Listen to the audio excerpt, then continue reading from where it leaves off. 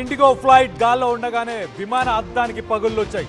Pilot ముందున్న అద్దానికి పగులు రావడంతో అంతా ఒక్కసారిగా టెన్షన్ పడిపోయారు. మదురై నుంచి ముంబై వెళ్తున్న ఇండిగో ఫ్లైట్ ల్యాండింగ్ కంటే ముందు పగుళ్ళని గుర్తించాడు పైలట్. పైలట్ గుర్తించిన తర్వాత అలర్ట్ అయిన పైలట్ వెంటనే దాన్ని ముంబైలో సేఫ్ ల్యాండింగ్ చేసే ప్రయత్నం చేసినట్టు తెలుస్తుంది. మొత్తం ఏదైతే విమానంలో 76 మంది ప్రయాణికులు అలాగే సిబ్బంది వీళ్ళందరూ ప్రస్తుతానికైతే సురక్షితంగా ఉన్నట్టు తెలుస్తుంది. ఒక్కసారి మనం చూస్తే ఈ మధ్యకాలంలో ఫ్లైట్ ఎక్కాలంటేనే భయమేస్తుంది.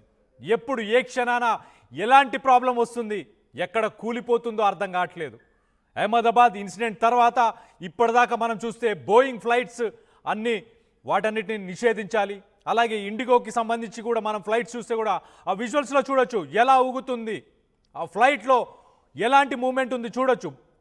ఆ ప్రజలు, ఆ ప్యాసింజర్స్ ఎవరైతే ఆ ఫ్లైట్లో కూర్చున్నారో వాళ్ళందరూ ఎంత భయానికి, ఎంత ఆందోళనకి గురై ఉంటారు ఒక్కసారి ఆలోచించండి.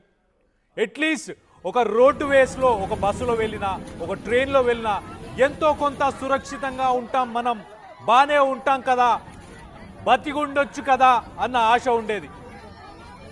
ఒక రకంగా చూడాలంటే ఫ్లైట్స్లో జరిగే యాక్సిడెంట్స్ తక్కువ. వాస్తవానికి ఫ్లైట్స్లో జరిగే యాక్సిడెంట్స్ తక్కువ రోడ్వేస్, రైల్వేస్తో పోలిస్తే. కానీ ఈ మధ్య కాలంలో జరిగిన సంఘటనలు ఒక్కసారి చూస్తే కనుక ఎర్ర బస్ ఎక్కైనా బతకొచ్చు, ఇలాంటి ఫ్లైట్స్ ఎక్కి బతకలేము అన్న భయం ప్రజల్లో బాగా కలుగుతుంది. మీకేమనిపిస్తుంది అసలు?